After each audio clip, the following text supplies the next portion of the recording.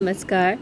आज मैं कहानी पाठ कर रही हूँ त्रिलोकनाथ पांडे जी की कहानी मैं महादेवी हूँ का। यह कहानी खुफिया गिरी युगे युगे कहानी संग्रह में संकलित है। यह संकलन ऐतिहासिक जासूसी कहानियों का संकलन है। मैं महादेवी हूँ। दंडकारण्य के सघन वन में प्रस्तर प्राचीरों से घिरी एक विस्तृत समतल भूमि पर बने एक मुक्ताकाशी प्रांगण के केंद्र में बैठी थी महादेवी।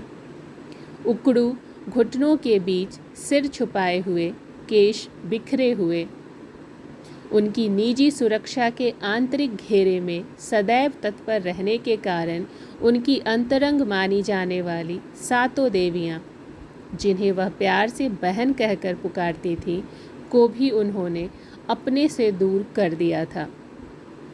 सातों कुछ दूरी पर घेरा डाले भौचक्की खड़ी थी। 10 महाविद्याएं जो अपने वैदुष्य और बुद्धिमत्ता के लिए जग जाहिर थीं और इसी कारण महादेवी के मार्गदर्शन मंडल की सदस्याएं थीं। कुछ दूरी पर एक प्रस्तर खंड पर मुंह लटकाए बैठी थी। 64 योगिनियाँ जो हमेशा अपनी सामरिक साज सज्जा से लैस होकर आक्रमण के लिए तैयार रहती थीं, दूर खड़ी थीं, घेरा डाले अपनी अपनी 8 मातृकाओं के नियंत्रण में। शिरस्त्राण से ढके चेहरों के कारण उनके मनोभावों का पता नहीं लग रहा था। अपने अपने वाहनों पर तनी हुई बैठी होने के कारण दूर से देखने पर उनकी कोई अन्य गतिविधि भी नहीं दिख रही थी। घुटनों के बीच छुपा हुआ महादेवी का चेहरा आंसुओं से तरबतर था, यद्यपि उनकी किसी सहकर्मिणी को इसका आभास न था। इतना तो सभी ने जरूर महसूस किया था कि कुछ अत्यंत असामान्य घटित हो गया था, जिसने अदम्य साहस और अत्यंत उग्र स्वभाव वाली महादेवी को बुरी तरह व्यथित कर दिया था। लेकिन इस बारे में उनसे पूछने की किसी की हिम्मत न हो पा रही थी। न अंतरंगता के विशेषाधिकार वाली सातों बहनों की, न अपने ज्ञान और वैदुष्य के लिए समादृत मार्गदर्शन मंडल की 10 महाविद्याओं की। योगिनियों को तो पूछता ही कौन है, जबकि उनकी समूह प्रभारी 8 मातृकाओं से भी किसी मुद्दे पर सलाह मशविरा नहीं किया जाता था। बेचारी सब अपनी तुर्शी में ही तंग रहती थी। उनसे सिर्फ तीव्र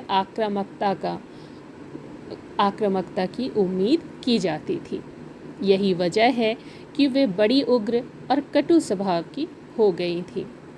इसी बीच शर्मा स्वामिनी सुमेधा न जाने कहाँ से अप्रकट हुई।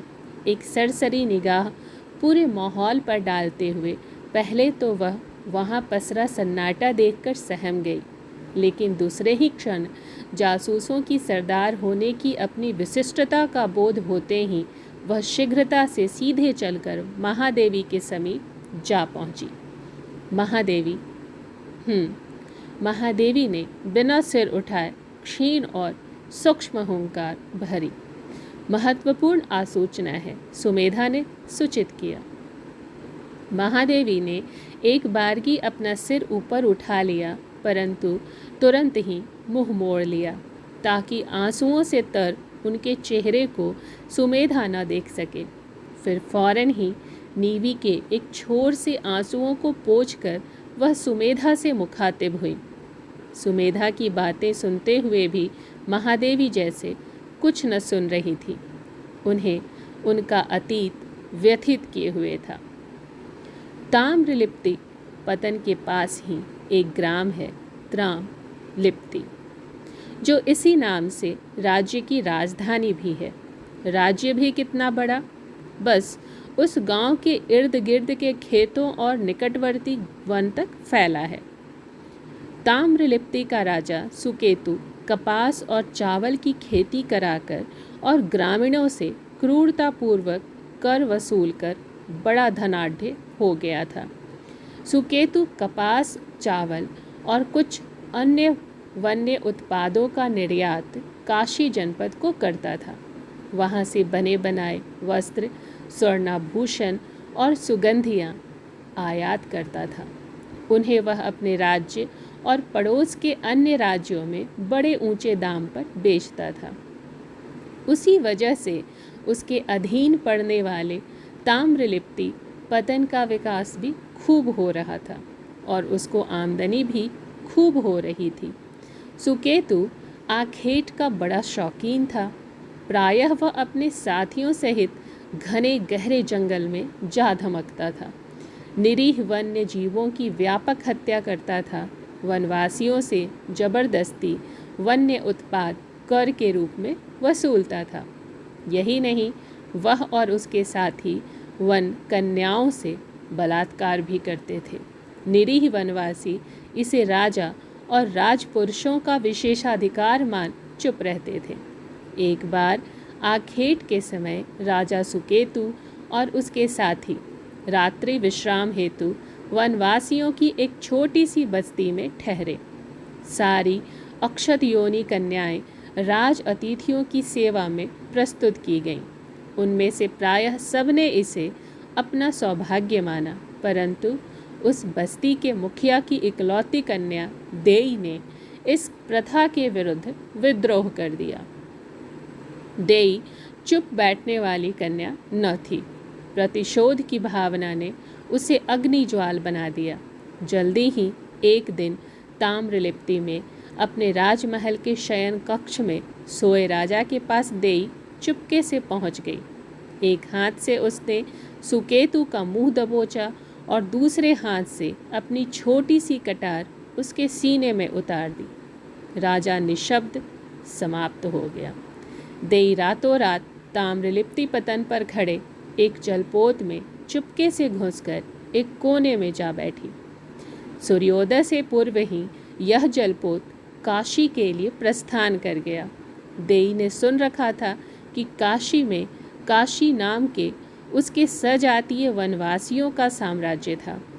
उसे यह भी पता चला था कि हिमालय से आया शिव नामक एक अन्य वनवासी युवक अब वहाँ का राजा था, जिसे लोग मारे श्रद्धा और सम्मान के महादेव कहकर पुकारते थे।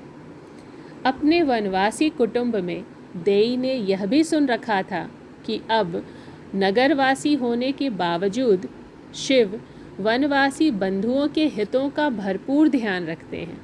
अपनी बस्ती की कन्याओं के विरुद्ध हुए अन्याय की शिकायत देई शिव से करना चाहती थी और उन्हीं के यहाँ शरण पाना चाहती थी। पूरा एक पखवाड़ा लगा था उस जलपोत को काशी पहुँचने में।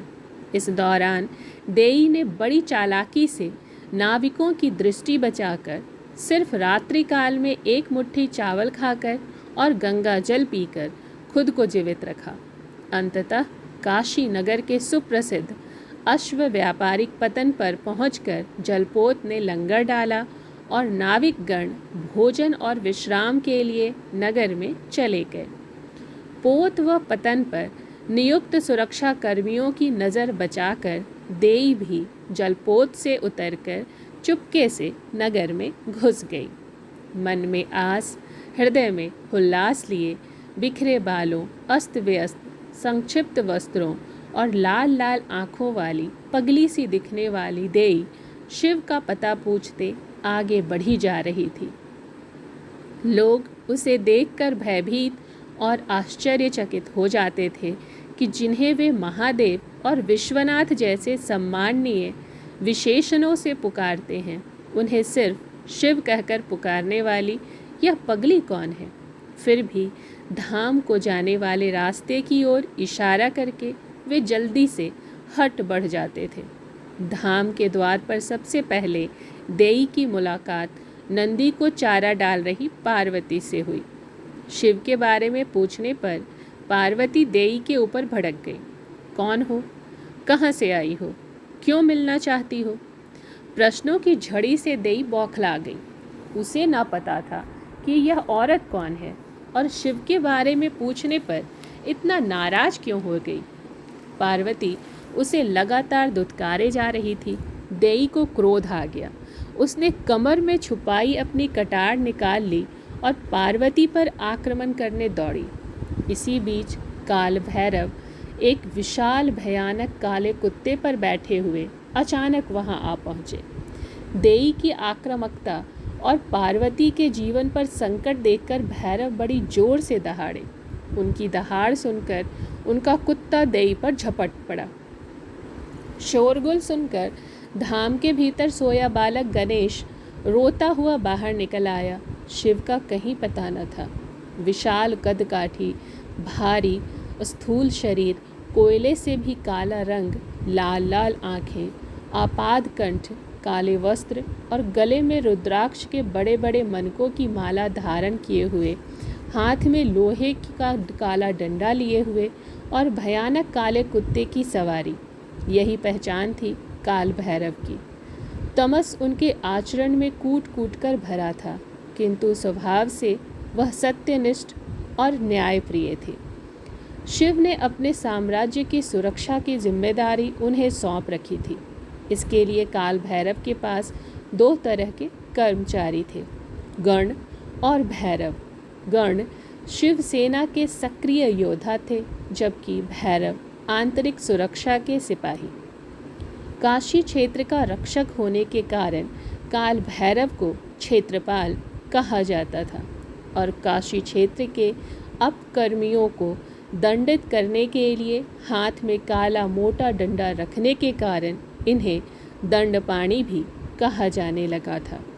उनके भैरवों को हाथ में हमेशा डंडा उठाए रहने के कारण लोग अक्सर व्यंग्य में उन्हें उद्दंड भी कहते थे। भैरवों की संख्या असंख्य थी, जिन्हें प्रशासनिक और प्रबंधकीय सुविधा के लिए काल भैरव ने 8 महाभैरवों के पर्यवेक्षण में रख रखा था। इन महाभैरवों को अष्टभैरव भी कहा जाता था और प्रत्येक महाभैरव के अधीन 7 या 7 से अधिक भैरव नियुक्त रहते थे।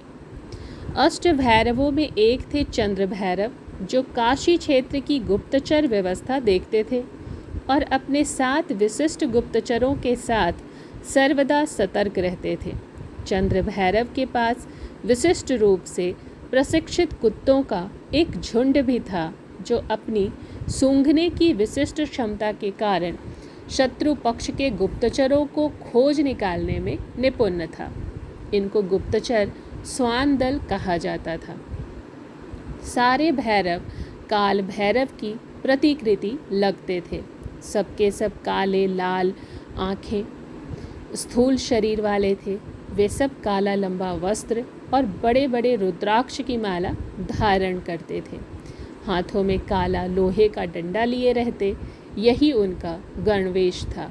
सबके पास अपने अपने भयानक काले कुत्ते होते थे, जिन पर वे चढ़कर चलते थे। भैरवों के गणवेश और रंग ढंग से चंद्र भैरव और उनके गुप्तचर बिल्कुल अलग थे। वे सबके सब सामान्य नागरिकों जैसे वस्त्र धारण करते और समय समय पर अपने गुप्त कार्यों के लिए अपनी वेशभूषा बदलते रहते थे। वे अपने साथ कुत्ते भी न रखते थे। उनका श्वान दल संयुक्त रूप से अलग रखा जाता था। शिव का शाम का प्रायः यह नित्य का नियम था कि वे गंगा के किनारे टहलते थे और टहलते हुए गंगा को निहारते दूर तक निकल जाते थे। उस दिन जब वे एक निर्जन क्षेत्र से गुजर रहे थे, तो झाड़ियों से निकलकर एक मानव आकृति अचानक सामने आ खड़ी हुई। शिव अचकचा गए। अंधेरा घिर आने से उन्हें अनुमान न हो सका आगंतुक स्त्री है या पुरुष और उसका उद्देश्य क्या है। शिव, मेरे महादेव, कहते हुए आगंतुक ने शिव को आलिंगनबद्ध करना चाहा। महीन स्वर से शिव जान गए वह स्त्री स्वर है। शिव एक कदम पीछे हटे। इससे उस स्त्री का संतुलन बिगड़ गया और वह जमीन पर गिर गई होती यदि शिव ने अपने दोनों हाथों से उसे संभाल न लिया होता। मुझे अपने आलिंगन में ले लो शिव, मैं तुम्हारे लिए बड़ी दूर से आई हूँ। शिव से वह आलिंगनबद्ध होने लगी। देवी, देवी, संभालिए स्वयं को, आप शारीरिक ही नहीं मानसिक रूप से भी असंतुलित लग रही हैं। शिव ने उस स्त्री को संभालते हुए कहा, मुझे तुमसे बहुत कुछ कहना है शिव। उस स्त्री ने शिव को ऐसे कस के पकड़ लिया मानो पकड़ जरा भी ढीली होने पर वह हाथ से निकल जाएंगे। शिव ने उस स्त्री की पीड़ा और मनोदशा को बड़ी गहराई से महसूस किया। आओ बैठकर बात करते हैं। शिव के प्रस्ताव पर वह उनसे चिपटकर बैठी। वह देई थी। वह अपनी बात बताने लगी। सुकेतु द्वारा काशी कन्याओं पर किए गए अत्याचार तथा देई द्वारा उसकी हत्या कर देने, भागकर काशी आ जाने और धाम में उसके साथ हुए झगड़े सहित सारी बातें उसने शिव को बताईं। अपनी बात पूरी करते हुए उसने धीरे से फुसफुसा कर कहा, मुझे अपना बना लो शिव, मैं तुम्हारी शरण में हूँ। तात्पर्य? शिव किंचित चौंक कर पूछे, तुम्हारी अनुगामिनी? तुमने बताया कि तुम पार्वती से मिली, फिर इसका क्या अर्थ? मैं पार्वती का स्थान नहीं लेना चाहती, फिर भी तुम्हारी होकर रहना चाहती हूँ। क्या यह संभव है? शायद नहीं। मैं तुम्हें पहचानती हूँ शिव, तुम्हारे लिए कुछ भी असंभव नहीं है। तुम महादेव कहलाते हो। देई के स्वर में क्षोभ और आक्रोश अचानक उभर आया। वह शिव का स्वीकार करने को तैयार न थी। एक झटके में वह क्रुद्ध हो उठी और चीखने लगी, तुम महादेव हो शिव, तो मैं महादेवी हूँ। अगले ही क्षण देई शांत हो गई। उसने अपना आक्रोश दबा लिया और एक दृढ़ निश्चय उसकी बड़ी बड़ी लाल आंखों में चमक उठा। झमक कर वह उठी और पैर पटकते हुए दक्षिण की ओर चल पड़ी। शिव उसे ताकते रह गए। देई अब महादेवी कहलाने लगी थी। शिव द्वारा ठुकरा दिए जाने की चोट को एक बार वह भूल भी सकती थी, किंतु शिव के सहायक काल भैरव की तिरस्कारपूर्ण हंसी को वह कभी न भूल सकती थी। काल भैरव को मसल देने का उसने निश्चय कर रखा था। काल भैरव का विनाश होने से शिव की अकड़ अपने आप धूल में मिल जाएगी, यह बात महादेवी ने मन में बैठा ली थी। वैसे शिव का नाम आते ही महादेवी भीतर ही भीतर कमज़ोर होने लगती हैं, पिघलने लगती हैं। शिव को वह चाहती हैं, प्यार करती हैं। इसके लिए वह शिव पार्वती की अनुचरी भी होने को तैयार है। पार्वती चाहे तो महादेवी उपपत्नी की तरह रह सकती हैं, नहीं तो दासी रूप भी स्वीकार है। बस शर्त यही है कि शिव उसे स्वीकार करें, अपना ले, अपना बना लें। लोक मर्यादा की दुहाई देकर शिव ने उसके प्रणय निवेदन को ठुकराया। यह उसे कतई स्वीकार नहीं है। वह मानिनी है, स्वभाविनी है। उसका स्वभाव ऐसा है कि वह स्वभाव मामनी है। वह एक बार बस उसे ऐसा लगता है कि शिव उसे स्वीकार कर ले, किंतु एक बार शिव उसके मन को छूकर तो देखते। बस यूं ही नहीं, इतनी दूर से उनके लिए भागी चली आई थी। कुछ तो था जो उसको शिव की ओर खींच लाया था और जो आज भी खींचता है उसे। काश शिव ने अपनी अस्वीकृति को अभिव्यक्ति न दी होती, मौन रह गए होते, तो महादेवी उस मौन को अपने ढंग से व्याख्यायित कर लेती। वह मन ही मन शिव के स्नेह को अपनी छाती में संजो कर रख लेती, लेकिन शिव ने महादेवी को खुली शत्रुता के लिए विवश कर दिया।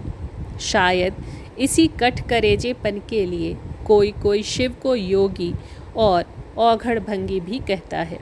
किस किस की कहें, कोई तो उन्हें करुणा का अवतार भी कहता है। शिव के बारे में अपनी सरमाओं द्वारा गुप्त रूप से जुटाई गई आसूचनाओं को शर्मा स्वामिनी सुमेधा चुपके महादेवी के पास पहुंचाती रहती थी। सुमेधा के आने से पूर्व महादेवी उन्हीं घटनाओं और आसूचनाओं को याद कर और उन पर अपने संवेगों से आहत होकर रो रही थी। महादेवी के दुख का एक बड़ा कारण यह भी था कि काल भैरव को अपहरित कर स्वयं दंडित करने के लिए जो अभियान अपहरण उन्होंने चलाया था, उसमें वह बुरी तरह असफल रही थी। इस अभियान की अग्रिम पंक्ति में तैनात सरमाओं को चंद्र भैरव के जासूसी कुत्तों ने सूंघ लिया था। ये सरमाएं अष्ट भैरवों को अपनी कामुकता के मोहपाश में फंसाती इससे पहले ही चंद्र भैरव के गुप्तचरों ने उन्हें पकड़ लिया था। वे सरमाएं भैरवों की पाशविक प्रताड़ना को अभी भी भोग रही हैं। उनका अतिशीघ्र उद्धार आवश्यक है। महादेवी को उस अभियान की विफलता का दंश सालता रहता है। उनके मन में अभी भी वह विभीषिका ताजी है। अपनी स्फूर्ति और आक्रामकता के लिए विख्यात योगिनियाँ सरमाओं की शारीरिक सुरक्षा हेतु बाह्य रक्षा पंक्तियों में सन्नद्ध की गई थी। उन्हें आवश्यकता पड़ने पर त्वरित कार्रवाई करके सरमाओं को सुरक्षित निकाल ले आना था, किंतु अफसोस चंद्र भैरव के गुप्तचरों ने अग्रिम चेतावनी देकर योद्धा भैरवों को सतर्क कर दिया था। पहले से तैयार बैठे योद्धा भैरवों ने भीषण रक्तपात मचा दिया। बहुत थोड़ी संख्या में होने के कारण योगिनियाँ योद्धा भैरवों के सामने टिक न सकीं और किसी तरह भागकर जान बचा पाईं। सरमाएं भैरवों के कब्जे में रह गईं। योगिनियों को भी कोई क्या दोष क्या दे। वह कोई रणभूमि तो थी नहीं जहाँ वे जमकर लड़ती।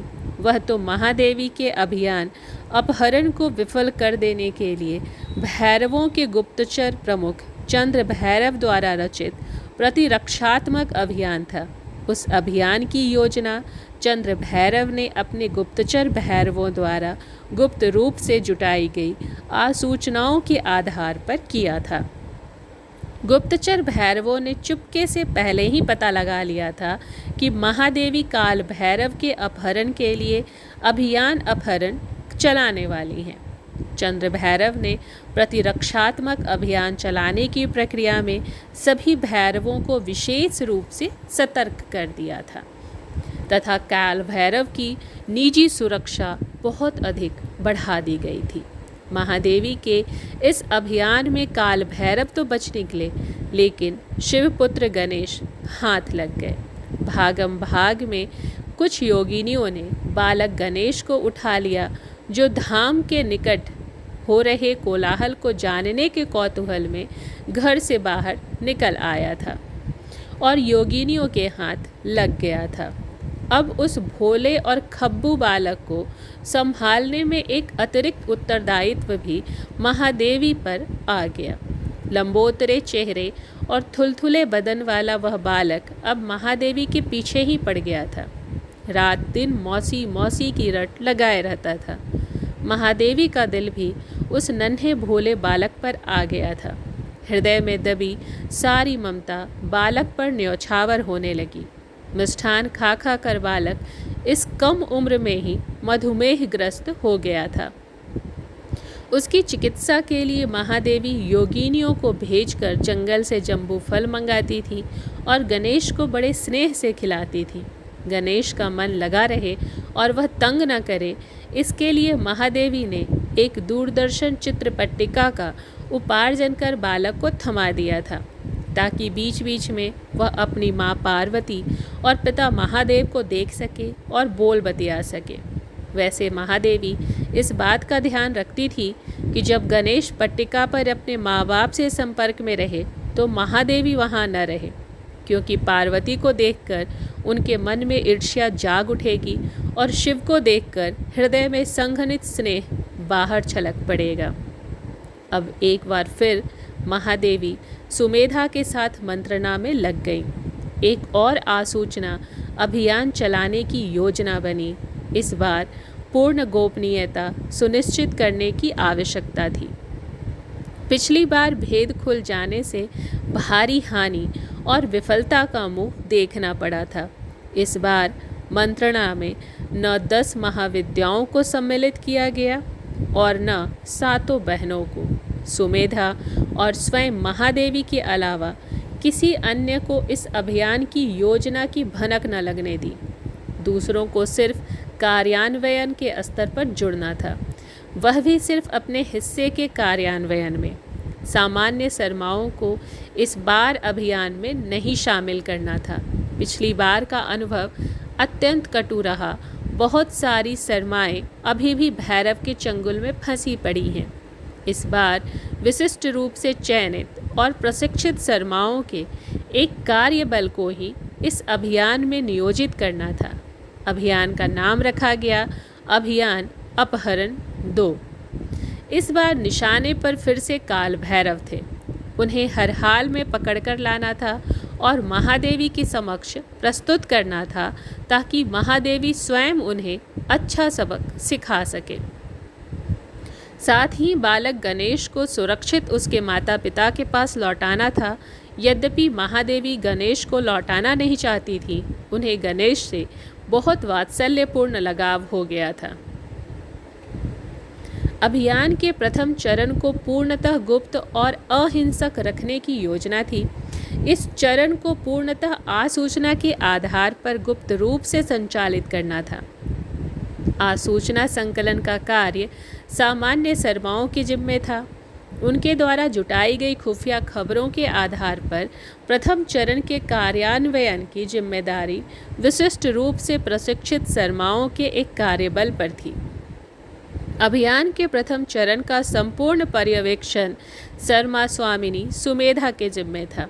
सुमेधा के जिम्मे एक यह भी कार्य था कि अभियान के दौरान वह बालक गणेश को भी अपने साथ लिए रहेगी और अनुकूल अवसर देखकर बालक को शिवधाम में ले जाकर छोड़ देगी।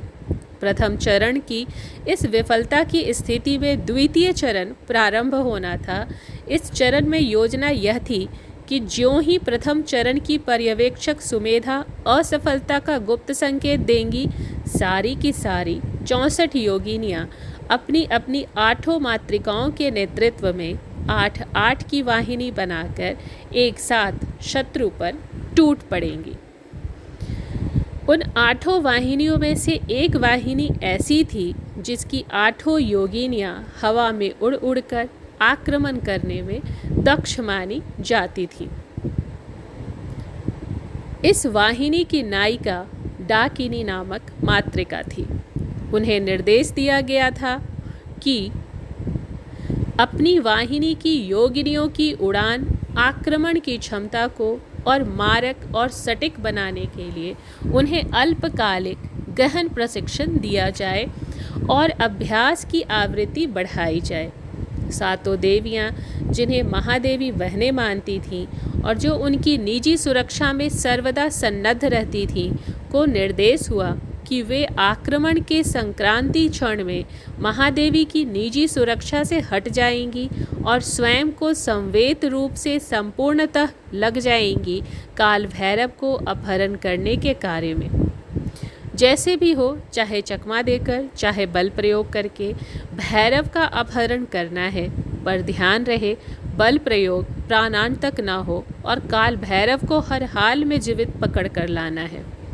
अभियान अपहरण 2 के द्वितीय चरण की प्रकृति यद्यपि मायावी अर्थात आकस्मिक आक्रमण और छापामार प्रकार की होगी, किंतु किसी आकस्मिकता का यदि यह अभियान नियमित युद्ध में बदल जाता है तो 10 महाविद्याएं दुर्ग में ही रहकर सामान्य प्रशासन और भोज्य पदार्थों व अन्य आवश्यक सामग्रियों की युद्ध भूमि में सम्यक आपूर्ति सुनिश्चित करेंगी। महादेवी को संपूर्ण अभियान अपहरण 2 का स्वयं पर्यवेक्षण करना था। महादेवी को विश्वास था कि अभियान का प्रथम चरण पूर्णतः सफल रहेगा और द्वितीय चरण की नौबत ही नहीं आएगी। इस चरण का नेतृत्व करने वाली सुमेधा ने पहले भी कई अवसरों पर गुप्तचर्या की विशिष्टता और गुप्त अभियानों के कुशलतापूर्वक पूरा करने की अपनी दक्षता का भरपूर परिचय दिया था। अपनी शर्माओं द्वारा जमीनी स्तर से जुटाई गई खुफिया खबरों का सूक्ष्म विश्लेषण करके सुमेधा ने जिन जिन गुप्तचर अभियानों को चलाया था उनसे असंख्य असुरों के संहार और दानवों के दलन में महादेवी को अद्भुत सफलताएं मिली थी। यही कारण है कि महादेवी सुमेधा की आसूचना आधारित रणनीति और व्यूहन की मुक्त कंठ से प्रशंसा करती रहती थी। अभियान प्रारंभ होने से काफ़ी पहले ही सुमेधा ने अपनी सामान्य सरमाओं को कार्यक्षेत्र में तैनात कर दिया था। वे वेश बदलकर काशी नगर के चप्पे चप्पे पर नज़र रख रही थी। वे भिक्षुनी, सन्यासिनी, ब्रह्मवादिनी, साध्वी, सेविका, श्रृंगारिका, नर्तकी, गायिका और गणिका का रूप धारण कर गुप्तचर्या के कार्य में लग गईं। काल भैरव के निवास स्थान भैरव भवन और शिव के आवास धाम के अलावा शिवसेना के प्रमुख सेनानियों तथा अष्ट महाभैरवों के निवास स्थानों पर शर्मा गुप्तचरियों ने निरंतर निगरानी रखना शुरू किया। भवनों के बाहर तो वे भिक्षुनी, सन्यासिनी, गायिका और नर्तकी का रूप धरकर बारी बारी से निगरानी करती थी, जबकि कुछ गुप्तचरियाँ सेविका और श्रृंगारिका का रूप धरकर घरों में घुस गईं। गणिकाओं के रूप में कुछ गुप्तचरियाँ काम पिपासु भैरवों को अपने मधु छंद में फंसाकर सूचना अवशोषित करने के कार्य में लग गईं। साध्वी और ब्रह्मवादिनी के वेश में कुछ गुप्तचरियाँ ज्ञान पिपासु या ज्ञानी का आडंबर रचने वाले लोगों के यहाँ शास्त्रार्थ एवं अन्य धार्मिक गतिविधियों में लिप्त होकर गुप्त सूचनाएं जुटाने लगी। सुमेधा ने काशी नगर में ही एक सुरक्षित गृह तलाश कर एक नियंत्रण कक्ष बना लिया था, जहां से वह सारी सरमाओं के कार्यकलापों को नियंत्रित और निर्देशित करती थी। सरमाओं द्वारा इकट्ठी की गई सारी गुप्त सूचनाएं भी सुमेधा के पास उसी सुरक्षित गृह में ही पहुंचती थी, जिनका विश्लेषण करके सुमेधा प्रतिदिन एक प्रतिवेदन एक विशेष दूतिका के हाथों विंध्याटवी के दुर्ग में महादेवी के पास भेजती थी। इस बीच 8 मातृकाओं, जो मूलतः सेना नायिकाएं थीं, को भी विशेष कार्यक्रम चलाकर गुप्तचर्या के कार्य में प्रशिक्षित कर दिया गया था। ये मातृकाएं अपनी अपनी योगिनीय वाहिनियों के साथ काशी नगर के इर्द गिर्द के ग्रामों में तैनात कर दी गई थी। प्रत्येक मातृका को एक एक गांव का प्रभार दिया गया था। उन्हें दायित्व दिया गया था कि इन गांवों में अपना लोक लुभावन रूप प्रस्तुत करके वे ग्रामीणों, विशेषकर महिलाओं को महादेवी के पक्ष में करें, उन लोगों के मन में महादेवी के प्रति सम्मान और सहानुभूति का भाव जगाएं। साथ ही प्रवाद के माध्यम से काल भैरव के तथाकथित दुष्कर्मों के बारे में लोगों को भड़काएं और भैरव के प्रति लोगों में रोष और घृणा पैदा करें। कुछ चुनिंदा स्त्री पुरुषों को गुप्तचरी के कार्य में भी लगाएं, ताकि युद्ध की स्थिति में उनसे भरपूर सहयोग मिल सके। सभी 8 मातृकाओं को निर्देश दिया गया था कि वे अपना प्रगति प्रतिवेदन प्रतिदिन सुमेधा के यहाँ प्रस्तुत करें और सुमेधा के ही नियंत्रण और निर्देशन में काम करें। अभियान के वास्तविक रूप से शुरू होने से पहले ही सुमेधा ने विशेष रूप से प्रशिक्षित सरमाओं के कार्यबल को छोटी छोटी टोलियों में लाकर सुरक्षित गृह में छुपा दिया था। समय आने पर उन्हें भैरव भवन एवं अन्य संवेदनशील स्थलों पर नियुक्त कर दिया गया। अभियान के दौरान ही सुमेधा को गणेश को भी शिवधाम में छोड़ना था। स्थूलकाय गणेश को गोद में लिए लिए सुमेधा तंग आ गई थी। बच्चे की चपलता, जिद वगैरह कारणों से अभियान के कार्यान्वयन में बाधा आ रही थी।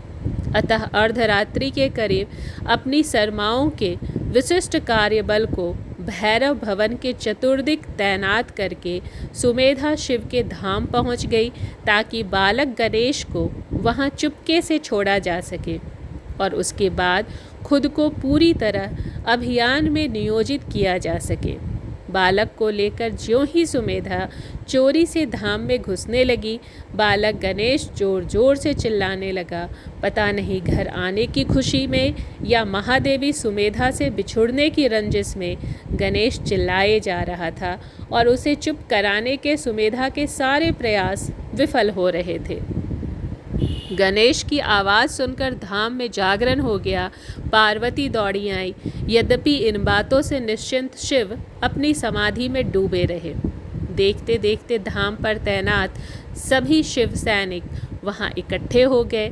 यद्यपि सुमेधा वहां से सुरक्षित ढंग से खिसक ली, किंतु शिवधाम में उठ रहे कोलाहल को सुनकर निकट ही स्थित भैरव भवन पर तैनात भैरव गण भी जग गए और अपना अस्त्र शस्त्र लेकर सावधान हो गए। चंद्र भैरव के कुत्तों का झुंड भी जोर जोर से भौंकने लगा। उन कुत्तों को आसपास अजनबी स्त्रियों की उपस्थिति की गंध मिल रही थी और वे बड़ी तेजी से इधर उधर सूंघते हुए उन गंधों के स्रोत को खोजने का प्रयास कर रहे थे। इस आकस्मिक परिवर्तन से विशिष्ट कार्यबल की सरमाएं एकदम हक्की बक्की रह गई। उन्हें पूरा अभियान विफल होता नजर आ रहा था। उनकी नायिका सुमेधा का कहीं अता पता नहीं था। इस आपातकाल में उन्हें क्या करना है, उन्हें न सूझ रहा था। उन्हें खुद के पकड़ लिए जाने का भय सता रहा था। गनीमत है कि इस बीच सुमेधा गिरते पड़ते भागकर किसी तरह अपनी सरमाओं के दल में आ पहुंची।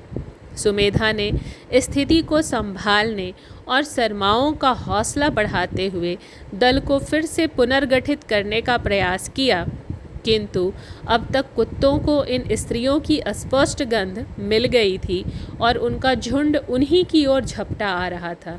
उनके पीछे योद्धा भैरवों का एक सशस्त्र दल भी दौड़ा आ रहा था। अब सरमाओं को पकड़ लिए जाने का भय एकदम सामने था। बचने का उन्हें कोई उपाय सूझ न रहा था। भाग कर भी अब वे अपनी जान नहीं बचा सकती थी। सुमेधा विवश और कर्तव्य विमूढ़ होकर थर थर कांप रही थी। अभियान का प्रथम चरण बुरी तरह विफल हो चुका। अचानक सुमेधा के मुंह से सियार के रोने जैसी एक तीक्ष्ण और कर्कश ध्वनि निकलने लगी। यह संकेत था अभियान के पहले चरण के विफल होने और योगिनियों द्वारा आक्रमण करके दूसरे चरण शुरू करने का। योगिनियों के उड़न दस्ते की संचालिका डाकिनी ने इस संकेत का सही विश्लेषण करके यह निष्कर्ष निकाला कि कार्यबल की सरमाओं का जीवन खतरे में है और उनका तुरंत उद्धार किया जाना है। उड़ाकू योगिनियाँ वायुमार्ग से सीधे भैरव भवन के पिछवाड़े पहुंची, जहां योद्धा भैरवों और कुत्तों से घिरी योगिनियाँ भयभीत खड़ी थी। वहां पहुंचकर डाकिनी ने ऊपर ही ऊपर से सुमेधा को अपनी बाहों में खींच लिया। अन्य योगिनियों ने अपनी दोनों भुजाओं में एक एक शर्मा को समेट लिया और उन्हें सुरक्षित ले उड़ी। क्षण में वे शिव सैनिकों और योद्धा भैरवों द्वारा चलाए गए तीरों त्रिशूलों की मारक परिधि से बाहर होकर वे सुरक्षित अपने स्कंधावार में वापस आ गईं। अब युद्ध का बिगुल बज चुका था। शिव सैनिकों और योद्धाओं भैरवों की विपुल सेना के समक्ष 8 वाहिनियों में विभक्त योगिनी सेना का सामर्थ्य नगण्य था, किंतु मायावी अर्थात आकस्मिक आक्रमण और विलुप्ति युद्ध पद्धति को अपनाकर योगिनियाँ भी जबरदस्त टक्कर दे रही थी।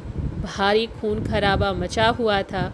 अधिक नुकसान शिवसेना का हो रहा था, लेकिन अत्यंत सीमित संख्या में होने के कारण योगिनी सेना भारी दबाव में थी।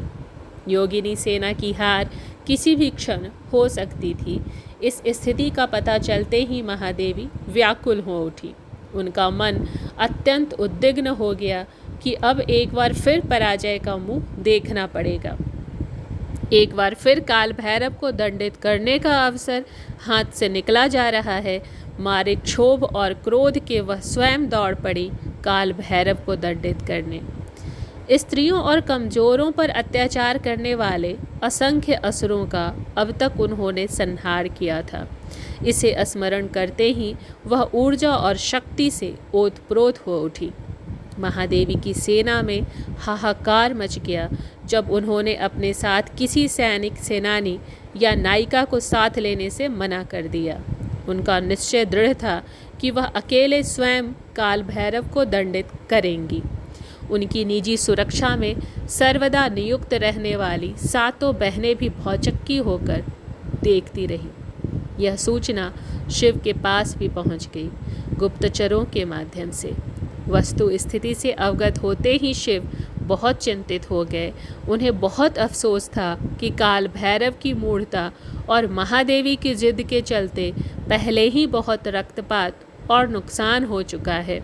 उन्हें पता था कि महादेवी शक्ति की अपार पुंज हैं और विनाश की विकट लीला करने में समर्थ हैं। अगर उन्हें रोका न गया तो क्रोध में वह सब सत्यानाश कर देंगी। इसी बीच शिवदूत गुप्तचरों की ओर से नई सूचना आ पहुंची कि महादेवी क्रोध में दौड़ी आ रही हैं। यह भी ज्ञात हुआ कि दक्षिण दिशा से गंगा के किनारे किनारे वह काशी नगर की ओर बड़ी तेजी से बढ़ रही हैं। शिव के मन में अफरा तफरी मच गई। अब एक पल की भी देरी किए बिना वह दौड़ पड़े, हर हाल में महादेवी को राह में ही रोक लेने के लिए। शिव जानते थे क्रुद्ध स्त्री को मनाना अत्यंत दुष्कर होता है। पुरुष का संपूर्ण समर्पण ही बस सक्षम होता है स्त्री के क्रोध को शांत करने के लिए। शांति की स्थापना के लिए शिव ने शक्ति के समक्ष स्वयं समर्पण करने का तत्क्षण निर्णय लिया और राह में एक सकरे और निर्जन स्थान में जाकर लेट गए। बेग से दौड़ती आ रही महादेवी क्रोध से अंधी हो रही थी। उनके पैर ऊबड़ खाबड़ कठोर रास्ते में जहाँ तहाँ अटपटे पड़ रहे थे, लेकिन जब उनका पैर एक नरम और गुदगुदे स्थल पर पड़ा तो वह चौंक गई। सहम कर नीचे देखा तो मारे आश्चर्य के उनका मुंह खुला रह गया। लज्जा और क्षोभ से उनकी जिह्वा बाहर निकल आई। सकपकाई महादेवी के मुंह से हठात आवाज़ फूट पड़ी, मेरे महादेव।